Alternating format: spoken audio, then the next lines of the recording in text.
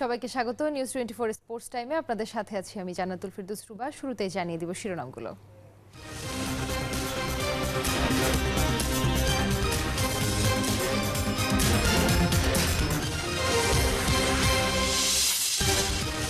বিপিএলে আজ বিরতি, আগামীকাল দিনের প্রথম ম্যাচে মুখোমুখি হবে ঢাকা রাজশাহী, দ্বিতীয় ম্যাচে রংপুরের প্রতিপক্ষ বরিশাল।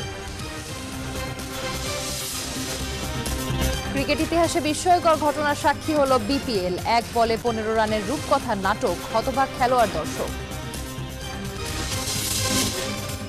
নতুন বছরে অনুশীলন দেখার সুযোগ দিয়ে ভক্তদের চমক দিল রিয়াল মাদ্রিদ, বিশ্বজুড়ে খেলোয়াড়দের শুভেচ্ছা বার্তা।